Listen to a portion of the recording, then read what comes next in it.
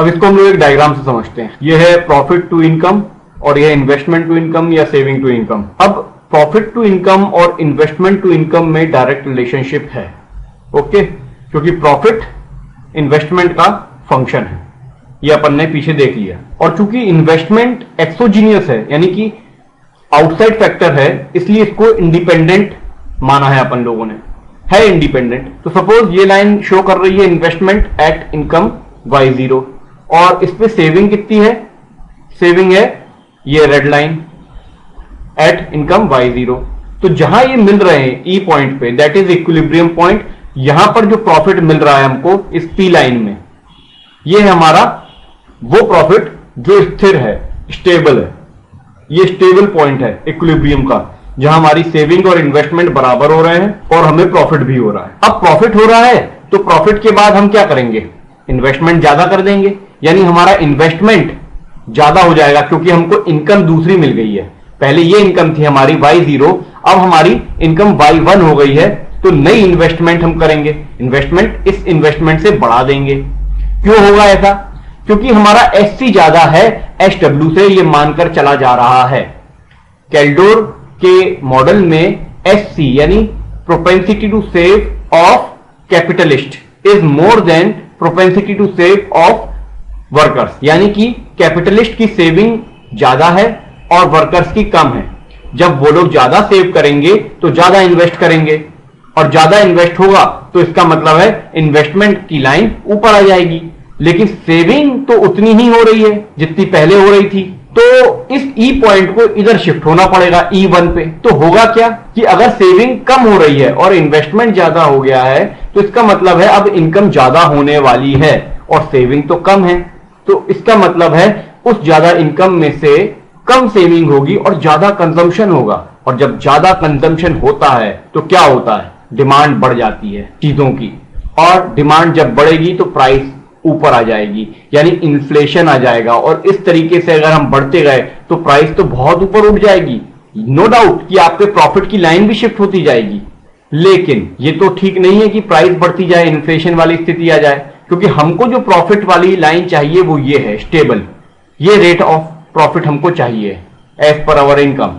तो इसको मेंटेन करने के लिए हमको ये इक्विलिब्रियम पॉइंट इस लाइन पे यानी इस पॉइंट पे चाहिए, तो हम अपनी सेविंग को बढ़ा देंगे, उस नई इनकम के हिसाब से हमारी नई सेविंग आ जाएगी। इस सेविंग के फंक्शन को ऊपर करने के लिए क्या किया जा सकता है, और अगर इस तरीके के मूवमेंट बार बार बने, यानी इन्वेस्टमेंट फिर बढ़ी और फिर यहां शिफ्ट हो गई, फिर बढ़ी, फिर यहां शिफ्ट हो गई, तो ये जो स्मूथ शिफ्टिंग हो रही है, स्मूथ मूवमेंट हो रहा है किस किस के बीच में, investment with respect to income और saving with respect to income, अगर ये होता है सिस्टम में तो हमारी ये फुल एम्प्लॉयमेंट की स्थिति हमेशा बनी रहेगी, इक्विलिब्रियम बना रहेगा, हमारे प्रॉफिट टू इनकम का रेशियो मेंटेन रहेगा, कांस्टेंट रहेगा। और इसके पीछे जो कंसेप्ट है कि ये क्यों फिक्स रहेगा, ताकि हमारी जो रियल इनकम है वो फिक्स रहे। और ये तभी पॉसिबल है जब सेविंग बढ़े हमारी इकोनॉमी में, और सेविंग दो तरीके से बढ़ सकती है। क्या क्या, पहली तो ये तरीका है कि प्रोपेंसिटी टू सेव को बढ़ाया जाए, लेकिन ये तो पहले ही रिजेक्ट हो गई, रूल्ड आउट हो गई। क्यों, क्योंकि कैल्डोर ने इस अजम्पशन को पहले से ही माना है कि SC या कहीं कहीं इसको SP भी लिखा हुआ है और SW, ये दोनों कांस्टेंट हैं। ये ज्यादा जरूर है मगर है दोनों के rates constant, propensity to save for capitalist और propensity to save for workers, ये दोनों कांस्टेंट हैं। तो फिर दूसरा पॉइंट बचता है क्या, कि हम जो इनकम हो रही है उसको डिस्ट्रीब्यूट ऐसे लोगों में करें जो ज्यादा सेव करते हो, यानी लोअर सेविंग ग्रुप से हम हायर सेविंग ग्रुप्स की तरफ अपने डिस्ट्रीब्यूशन को ले जाएं। यानी डिस्ट्रीब्यूशन रियल इनकम का कहां से कहां हो जाएगा, लो से हाई। तो हाई किसके पास है, कौन हाई सेविंग करता है, कोई कैपिटलिस्ट लोग, एंटरप्रेन्योर्स लोग, यानी इनकम सबसे ज्यादा किसके पास डिस्ट्रीब्यूट होगी। अगर रीडिस्ट्रीब्यूशन करना हो इनकम का तो किसके फेवर में होगी, जो प्रॉफिट शेयर करते हैं, यानी कि कैपिटलिस्ट। तो जब भी इन्वेस्टमेंट बढ़ेगा, इन्वेस्टमेंट इनकम रेशियो बढ़ेगा तो प्राइस लेवल बढ़ेगा, और जब प्राइस लेवल बढ़ जाएगा तो क्या वेजेस भी बढ़ेंगे, नहीं, वेजेस उस रेट पे नहीं बढ़ते मगर प्रॉफिट्स बढ़ जाते हैं। इसलिए जब वेजेस नहीं बढ़ेंगे तो वेज जिसको मिल रहा है यानी उन वर्कर्स को, वो लोग अपनी सेविंग नहीं बढ़ा सकते। तो सेविंग कौन बढ़ाएगा, वही कैपिटलिस्ट लोग। यानी कि वेजेस बढ़ नहीं सकते जितनी प्राइजेस बढ़ी हैं, तो मनी वेजेस क्या होती हैं, प्राइजेस के हिसाब से नहीं बढ़ पाती हैं, तो रियल इनकम उन वर्कर्स का डाउन हो जाता है। रियल इनकम और मनी वेज क्या होती है, इसको मैंने न्यू कीजियन इकोनॉमिक्स के हिंदी के पार्ट 4B में समझाया है। अगर आपको क्लियर नहीं है अभी तक तो उसको जरूर देख लें, ताकि आपको समझ में आ जाए रियल वेज और मनी वेज क्या होता है। लेकिन जब वर्कर्स को रियल वेज नहीं मिलेगी, उनकी रियल इनकम नहीं मिलेगी, तो क्या होगा, वो किसके पास जाएगी, एंटरप्रेन्योर्स के पास, उनका प्रॉफिट बनाएगी। तो जब SC ज्यादा होगा SW के, ये स्थिति बनेगी। तो जब रियल इनकम प्रॉफिट अर्नर्स के पास यानी कैपिटलिस्ट के पास जाएगी तो उनका प्रॉफिट बढ़ेगा और ओवरऑल उनकी सेविंग्स भी बढ़ेंगी। जब वो सेविंग्स बढ़ेंगी इकोनॉमी में, तो वो इस इक्विलिब्रियम की तरफ आएंगे, इस पॉइंट F की तरफ आएंगे, और इस तरीके से हमेशा ये इक्विलिब्रियम इस प्रॉफिट रेशियो को मेंटेन करेगा। तो ये जो अजम्पशन लिया गया है कि SC बड़ा है SW से, ये बहुत अच्छा लिया है, ये बहुत इंपॉर्टेंट है जो कैल्डोर ने लिया है। इसकी वजह से इस इक्वेशन में देखिए, ये जो कंसेप्ट है 1/SC माइनस SW, इस इक्वेशन में ये कंसेप्ट ये बता रहा है कि इनके बीच का डिफरेंस अगर कम हुआ तो ये क्वांटिटी बढ़ जाए, क्योंकि नीचे वाली चीजें अगर डिनोमिनेटर छोटा होता है तो फ्रैक्शन की वैल्यू ज्यादा आती है, और अगर डिनोमिनेटर बड़ा हो जाए तो फ्रैक्शन की वैल्यू कम होती है। जैसे 5/10 कम आएगा, लेकिन 5/2 ज्यादा आएगा, क्योंकि नीचे वाली स्थिति छोटी है। तो अगर इनके बीच का डिफरेंस बहुत कम कर दिया जाए तो क्या होगा, तो प्रॉफिट बहुत ज्यादा हो जाएगा, क्योंकि इन्वेस्टमेंट एक अच्छी क्वांटिटी से मल्टीप्लाई होगा, इसीलिए प्रॉफिट बढ़ जाएगा। और अगर इसको बिल्कुल अलग कर दिया जाए, जीरो कर दिया जाए, इसका मतलब यह हुआ कि कैपिटलिस्ट पैसा अर्न करेंगे व्हाट दे स्पेंड, और लेबर स्पेंड करते हैं व्हाट दे अर्न। उल्टा है, कैपिटलिस्ट जो खर्च करते हैं, इन्वेस्टमेंट करते हैं, वही उनकी अर्निंग है, वो अर्निंग बन जाती है उनकी, प्रॉफिट हो जाता है। और लेबर बेचारा जो स्पेंड करता है वो तो उसका खर्च है, जो अर्निंग करता है वो उसकी खर्चे है। यानी कि जब इसको हम जीरो कर देंगे SW को, तो P equal to 1/SC into I, यानी P डायरेक्टली I से रिलेटेड है। अगर SC छोटा हुआ, SC छोटा कब होगा, सेविंग ऑफ कैपिटलिस्ट कम हुई, यानी उनने कंजम्पशन ज्यादा किया, तो उनका कंजम्पशन अगर ज्यादा होता है तो क्या होगा, इकोनॉमी में जब कोई बड़ा आदमी कंजम्पशन करता है तो चीजों के दाम फिर बढ़ जाएंगे। तो फायदा किसको होगा, उसी कैपिटलिस्ट को होगा। अरे भाई, शेयर मार्केट में FDI जब इन्वेस्ट करती है तो शेयरों के दाम बढ़ जाते हैं कि नहीं, और फिर जब सब शेयरों के दाम बढ़ जाते हैं, प्राइस बढ़ जाती है, तो FDI अपना पैसा निकाल लेती है ऊंचे दामों पर, तो फायदा तो उसी का ही है। यानी ज्यादा पैसा भी वो लगाए और ज्यादा कमाई भी उसी की, प्रॉफिट भी उसी का। तो जब ये लोग कंज्यूम करते हैं कैपिटलिस्ट लोग, तो कंजम्पशन जब इनका ज्यादा होगा, ये कब होगा, जब ये SC छोटा हो। अगर इनका सेविंग छोटा होगा, इससे छोटा नहीं, SW से तो बड़ा है, लेकिन 1/SC में जब ये फ्रैक्शन 1 से तो छोटा ही आएगा, और जब ये 1 से छोटा अपन ने जो लिया है तो इसके हिसाब से प्रॉफिट बढ़ जाएगा। तो कैल्डोर और हेरोड में आए अगर हम, तो अभी तक हमने SC को बड़ा लिया था, अब अगर SC को हम छोटा ले लें, यानी कैपिटलिस्ट कम सेव करें और वर्कर्स ज्यादा सेव करें, तो क्या होगा, वर्कर्स की सेविंग के हिसाब से उनके कंजम्पशन कम हो जाएंगे और यहां पर कंजम्पशन इनके ज्यादा रहेंगे। अब अगर वर्कर्स की सेविंग बढ़ जाए, मतलब इतने सारे वर्कर्स हैं, अब सपोज वर्कर्स की सेविंग, प्रोपेंसिटी टू सेव बढ़ जाए, यानी अब उनने खर्च करना कम कर दिया, जब वो खर्च नहीं करेंगे तो क्या होगा, तो भी दिक्कत है, प्राइसेस गिर जाएंगे और डिमांड भी गिर जाएगी, तो प्राइस भी गिर जाएगी, तो इनकम भी नहीं होगी। इसलिए इसका बढ़ना तो बहुत खतरनाक है। वर्कर्स को सेविंग करने के लिए पैसा नहीं होना चाहिए, सेविंग्स तो यही बढ़ना चाहिए कैपिटलिस्ट के पास, क्योंकि वो उसको इन्वेस्ट कर देते हैं। इनने जो सेव किया वो इंडिपेंडेंटली करेंगे, तो इसमें दिक्कत है। और हमको ये पता है कि I/Y क्या होता है। इधर अगर हम देखें GW.CR, ये हेरोड में मैंने समझाया था, उसको देख लीजिएगा आप।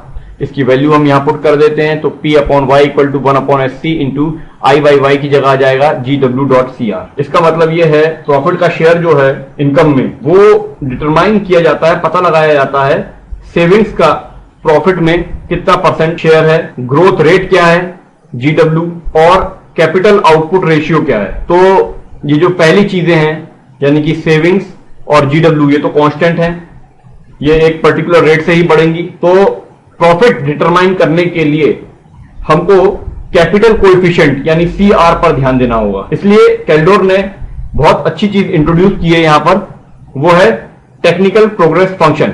अगर कैपिटल को बढ़ाना है तो टेक्निकल प्रोग्रेस फंक्शन पर ध्यान देना पड़ेगा। तो कैल्डोर मॉडल के अंदर में प्रॉफिट जो है या रेट ऑफ प्रॉफिट जो है, जो सेविंग्स और इन्वेस्टमेंट को एस्टेब्लिश करता है, उसको असिस्ट कौन कर रहा है, उसको साथ कौन दे रहा है, टेक्निकल प्रोग्रेस फंक्शन। वो ऐसा मैकेनिज्म दे रहा है जिसकी वजह से ग्रोथ, स्टेबिलिटी और डायनेमिक सब आ जा रहा है। तो बेसिक फीचर्स या नोवेल्टीज क्या हैं कैल्डोर के मॉडल की? Very first is it's great merit lies in the development of the concept of technical progress function. इन्होंने प्रोडक्शन फंक्शन को खारिज किया है, नहीं माना है। प्रोडक्शन फंक्शन में क्या होता था, एक फंक्शनल रिलेशनशिप थी जिसमें आउटपुट पर मैन देखा जाता था, किसके हिसाब से, कैपिटल पर मैन के हिसाब से, यानी कैपिटल कितना लगाया है पर पर्सन पर, उसके हिसाब से आउटपुट पर पर्सन कितना आया वो निकालते थे प्रोडक्शन फंक्शन में। लेकिन टेक्निकल प्रोग्रेस में ऐसा नहीं किया जाता है, यह देखा जाता है कि इन्वेस्टमेंट कितना है और उस इन्वेस्टमेंट के हिसाब से आउटपुट पर पर्सन कितना आ रहा है। तो एक अच्छा इन्वेंशन था ये इनका कि टेक्निकल प्रोग्रेस फंक्शन को इन्होंने लिया। Great. Second point, Kaldor believes that the economic growth and its process are based on the interdependence of the fundamental variables like savings, investment और productivity। यानी ये सारे फैक्टर्स हैं, ये आपस में एक दूसरे के इंटरडिपेंडेंट हैं, इसको इन्होंने लिया है। ये भी बहुत अच्छा पॉइंट लिया था। और बेसिक फंडामेंटल रिलेशनशिप जो है फ्रैक्शन ऑफ इनकम जो सेव की जा रही है और वो फ्रैक्शन ऑफ इनकम जो इन्वेस्ट की जा रही है और प्रोडक्टिविटी पर मैन यानी जी का रेट, ये सब आपस में एक दूसरे से कनेक्टेड है और इसके वजह से आउटकम निकलता है एक डायनेमिक प्रोसेस में ऑफ इकोनॉमी। तो ये इसके बेसिक फीचर्स थे। अब आते हैं हम इसके लिमिटेशंस पर। दो चार लिमिटेशंस हैं। The theory does not tell us how the distribution of income in a functional sense will be affected by changes in real income below the full employment level. यानी फुल एम्प्लॉयमेंट लेवल की लोग बात करते हैं, अगर full employment के नीचे आते हैं तो क्या होगा, इसके बारे में इन्होंने कुछ डिस्ट्रीब्यूशन के बारे में कुछ नहीं बताया है कि इनकम को कैसे डिस्ट्रीब्यूट करेंगे अगर फुल एम्प्लॉयमेंट के नीचे स्थिति रहेगी, और वो तो नॉर्मली रहती ही है। तो ये बहुत बड़ी लिमिटेशन है। It is on account of its restrictive assumption that Kaldor model is not easily generalized for more than 2 classes। यानी कि इसमें क्या लिया गया है, इनकम जो सेव होती है वो या तो प्रॉफिट अर्नर्स के लिए या वेज टेकर्स के लिए। तो ये इसके अलावा और किसी क्लास की बात नहीं करते, तो बहुत रिजिड है। Kaldor abstract model takes no account at all of the vast unproductive expenditure. बहुत सारा ऐसा भी अनप्रोडक्टिव एक्सपेंडिचर है जिसके बारे में कैल्डोर ने कुछ नहीं बताया। जैसे समाज होता है हमारा, सोसाइटी, कैपिटलिस्ट सोसाइटी होती है, ये फॉर एग्जांपल गवर्नमेंट की मिलिट्री के लिए जो स्पेंड किया जाता है वो तो अनप्रोडक्टिव है ना, वो तो वापस नहीं आने वाला है, वो तो अनप्रोडक्टिव है। तो वहां के लिए कुछ आपने नहीं बताया, ये भी एक लिमिटेशन है। Kaldor model in its present state cannot be accepted either as a model of growth और as a model of macro distribution. मतलब इनका जो मॉडल है ये एक यूनिक प्रॉफिट रेट पर ही चलता है, जैसा मैंने फिगर में आप लोगों को बताया था, जिसकी वजह से स्टेडी स्टेट ग्रोथ मेंटेन रहेगी। लेकिन इसमें यह नहीं बताया गया कि ये प्रॉफिट रेट डिटरमाइन कौन करेगा, क्या रहेगी ये प्रॉफिट रेट।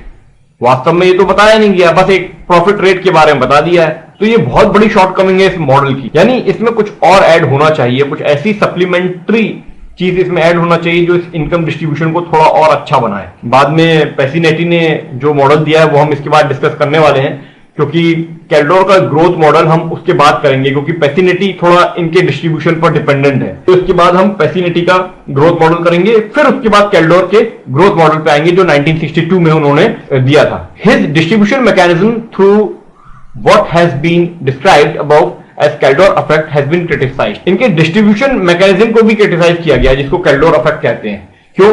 जब प्राइस बढ़ती जाएगी तो उसके अलग अलग रिजल्ट होते हैं, स्पेंडिंग पर, वेज इन्फ्लेशन पर, वेज प्राइस पर, और उसके जो कॉन्सिक्वेंसेस होते हैं इनकम डिस्ट्रीब्यूशन पर वो अलग होते हैं। तो ये तो अपने सारे एट्रीब्यूट्स अपने सारे प्रॉफिट कैपिटलिस्ट को दे देते हैं, यानी वर्कर सेविंग्स को ट्रांसफर कर देते हैं कैपिटलिस्ट सेविंग की तरफ। ये तो बहुत बेकार चीज है, एब्सर्ड है एक तरीके से, क्योंकि ऐसी कंडीशन में कोई भी इंडिविजुअल तो सेव कर ही नहीं पाएगा, बिल्कुल भी सेव नहीं कर पाएगा। एसडब्ल्यू को तो इन्हें 0 ले लिया था। तो ये जो कैल्डोर का मॉडल है डिस्ट्रीब्यूशन का, ये सेटिस्फैक्टरी ऑल्टरनेटिव प्रोवाइड नहीं कर रहा है। इसलिए जब हम मीट का करेंगे, प्रोफेसर जेई मीट के रिमार्क के अनुसार उन्होंने कहा है कि कैल्डोर इफेक्ट मेंटेन नहीं रह सकता। इसको मैं जब मीट का बताऊंगा आपको, प्रोफेसर जेई मीट के बारे में, तब मैं क्लियर कर दूंगा। कुल मिलाकर यही है कि कैल्डोर इफेक्ट एक तरीके से नामुमकिन जैसा चीज है। फिर है Kaldor model fails to take into consideration the